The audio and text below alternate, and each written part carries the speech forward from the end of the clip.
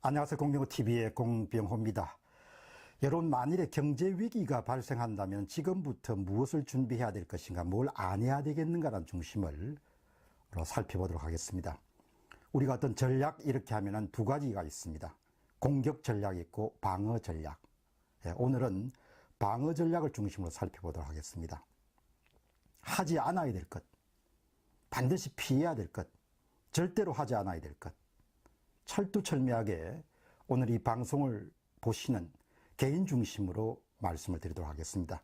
잠시 국가 경제는 제쳐두고 개인이 어떻게 경제위기 속에서 생존하고 번성할 수 있을 것인가, 이런 부분에 초점을 맞춰서 하지 않아야 될 것, 투두, not to do가 있으면 not to do에 중심을 해서 말씀을 드리겠습니다.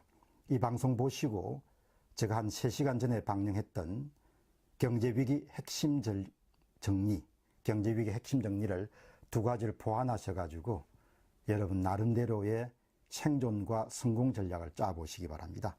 방어 전략 첫 번째입니다. 위험의 한도 관리 넘지 말자. 위험의 한도 관리를 절대로 넘지 말자. 지금은 개인 차원의 리스크 관리가 절대적으로 필요한 시점입니다. 제가 말씀드리고 싶은 요지는 투자하지 말자는 이야기는 아닙니다. 투자하시기 바랍니다. 그러나 황금성이 없는 투자들, 특히 아파트라든지 오피스텔이라든지 그리고 상가 같은 것을 여러분 투자하실 때는 반드시 염두에 두셔야 될 것은 한도 관리입니다. 위험의 한도 관리라는 것이 과연 무엇을 뜻하는 것이냐. 여러분이 투자를 하셨을 때 최악의 상황이 발생했을 때 여러분이 손실 규모를 계산하시기 바랍니다. 그리고 그 계산하신 그 규모가 여러분들이 감내할 수 있는 건지, 아니면 그 규모가 여러분들의 재산상의 약간의 손실을 넘어가지고 파산이라든지 아니면 중대한 재정적 위기를 초래할 가능성이 있는 그 수준을 넘지 말라는 겁니다. 투자를 하시되 그 투자의 최악의 상황이 발생했을 때 손실 규모가 여러분들의 재정상의 심대한 위기 상황을 초래하는 수준까지는 가서는 안 된다는 겁니다.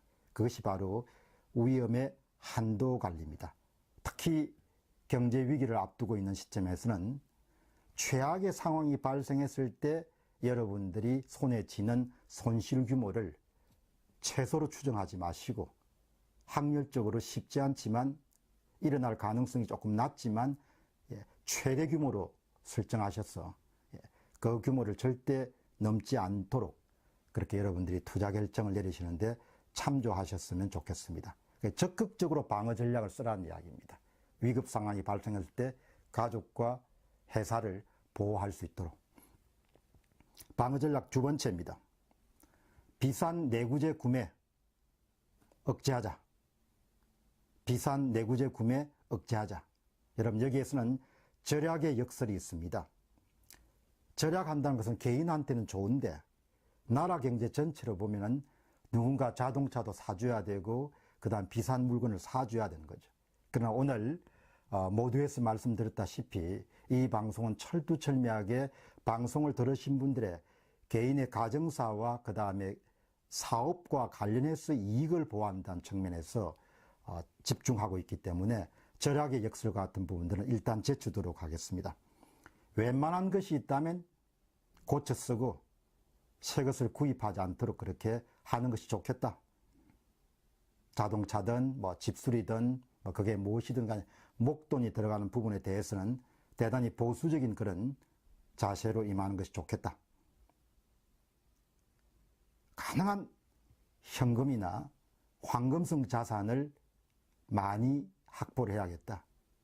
그러니까 여러분의 전체 자산 포트폴리오 가운데서도 현금과 당장 현금으로 바꿀 수 있는 그런 자산을, 보유 현금이 줄어든 것을 최대한 방어하도록, 보유 현금이 줄어드는 것을 최대한 억제하도록 그렇게 여러분들이 노력하셨으면 좋겠습니다.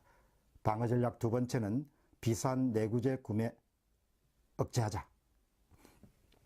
자, 그러면 세 번째입니다. 방어 전략 세 번째는 고정비 성격의 지출 항목 신설하지 말자. 고정비 성격의 지출 항목 신설하지 말자. 여러분, 여기서 고정비란 것은 여러분들의 소득과 관계없이 따박따박 월말이 되면 나가는 지출입니다.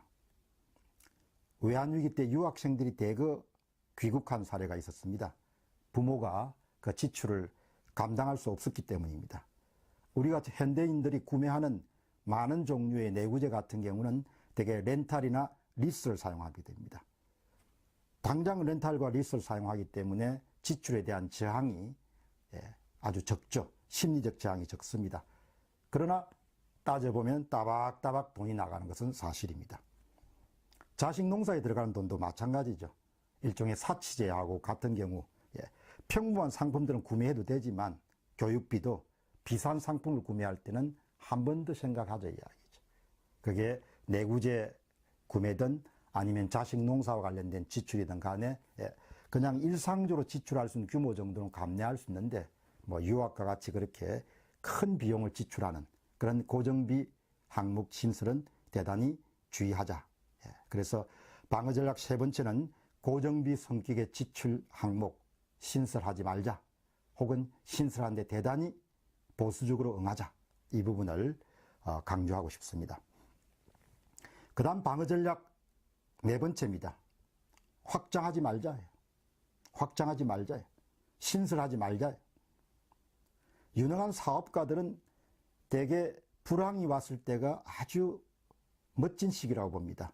다음에 호황이 올 것이기 때문에 불황기에는 인력도 쉽게 구할 수 있고 그 다음에 다양한 그런 재료와 같은 부분들도 싸기 때문에 그때 시설을 확장해 놓고 호황이 왔을 때 큰 수익을 거두는 그런 전략으로 대개 성장을 많이 해왔습니다.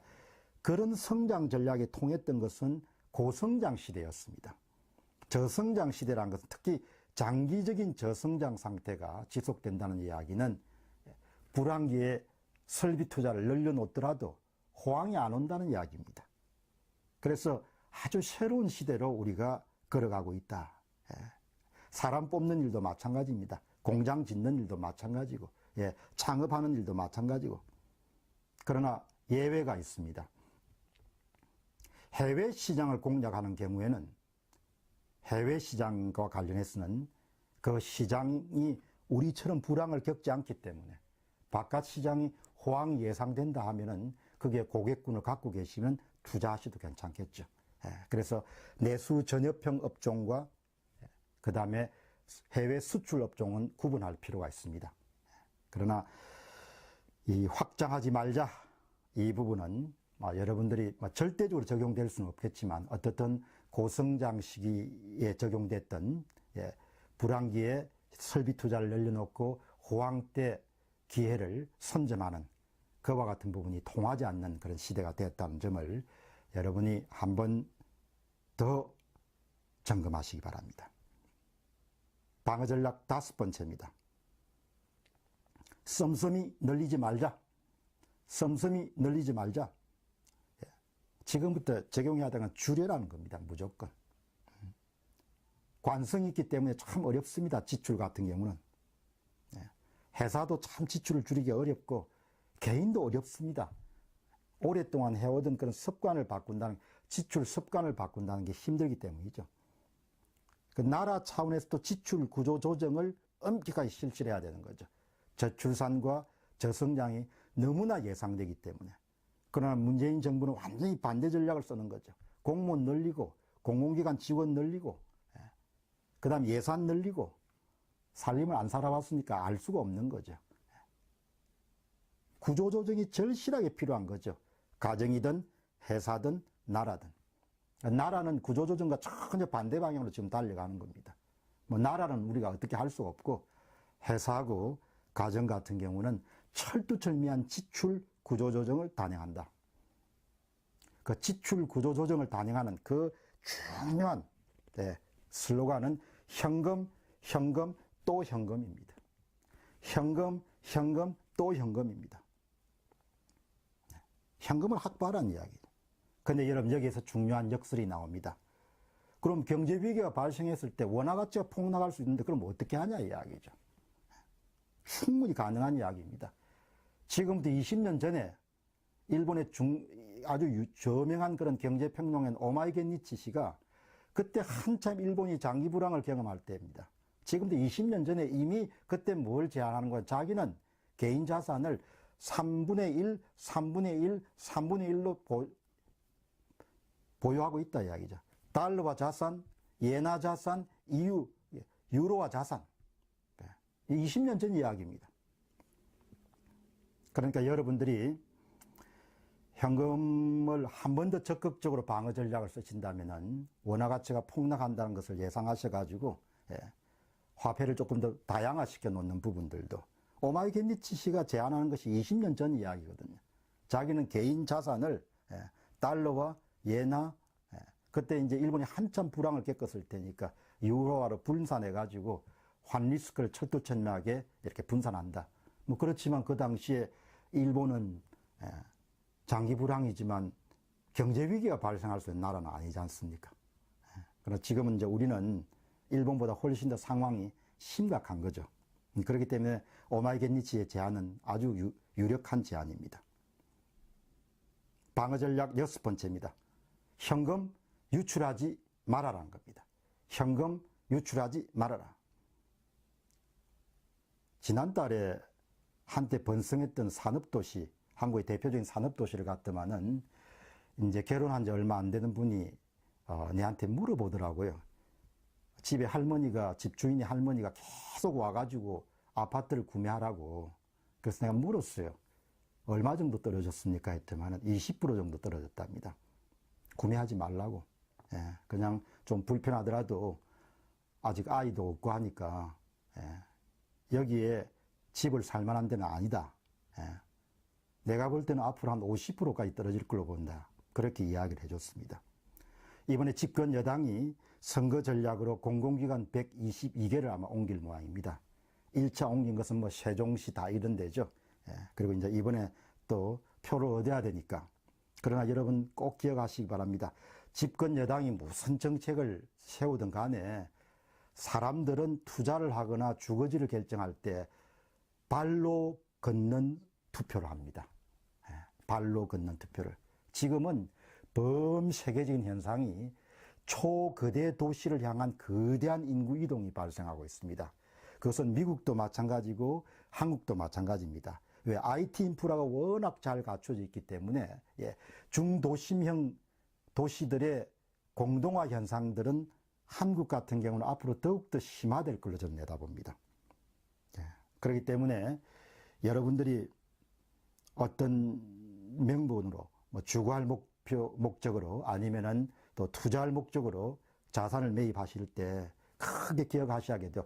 세상의 큰 트렌드, 메가 트렌드란 것은 초거대 도시를 향한 인구 집중이다. 그것은 나라가 어떤 정책을 쓰든지 간에 막을 도리가 없다 이야기죠.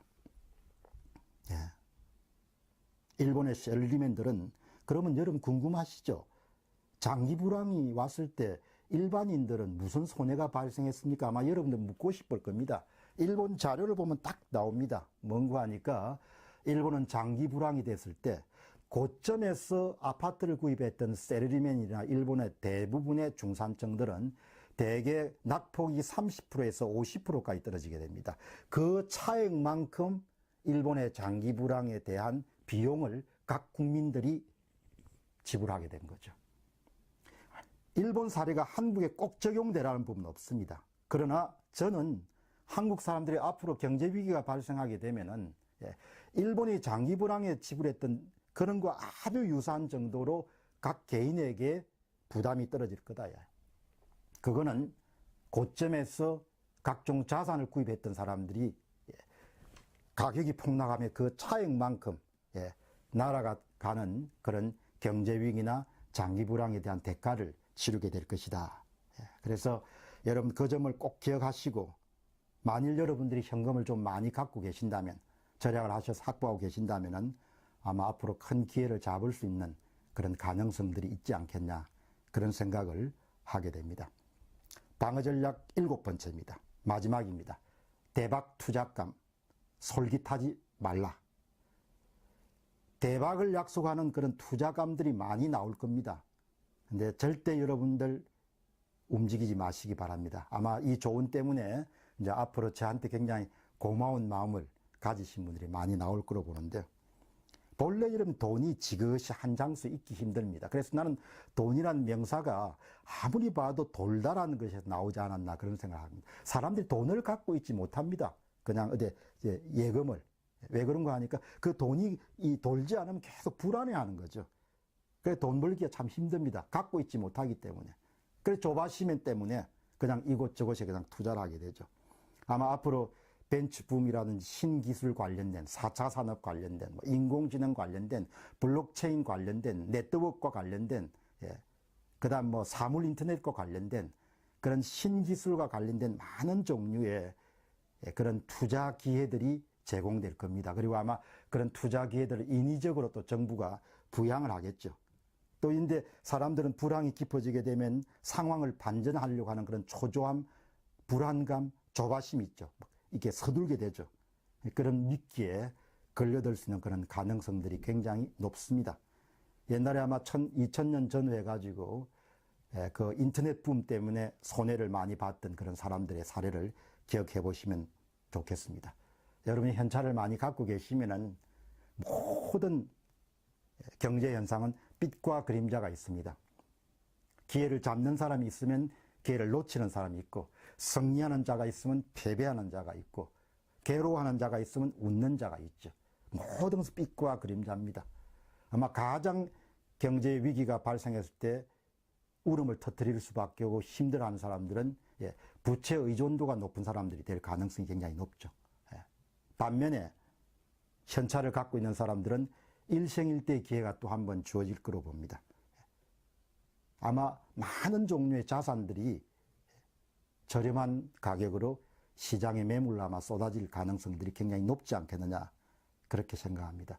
그러니까 여러분들에게 드리고 싶은 것은 비관, 낙관, 초조, 우울, 체념, 낙담 이런 건 필요가 없습니다. 나라라는 차원을 잠시 이렇게 옆에 두고 여러분 개인으로 생각하시면은 모든 삼라만상 세상의 물리란 것은 빛과 그림자가 있다. 항상 빛 쪽에 쓰고 싶으면 시대를 잘 읽고 그 시대가 의미하는 부분을 여러분들이 캐치하셔서 그것을 적극적으로 자기 지식으로 활용하시면 좋겠습니다. 오늘 제가 여러분들이 말씀드린 것은 경제위기가 발생했을 때를 대비해서 여러분과 제가 무엇을 하지 않아야 될 것인가에 방어전략 7가지를 살펴봤습니다. 이 방송 이후에도 또 새로운 아이디어들이 또 오르면 또 정리해서 여러분들에게 아주 자연스럽게 이렇게 빠르게 전달해 드리겠습니다. 공병호 TV 애용해 주시고 또 널리 알려주시기 바랍니다.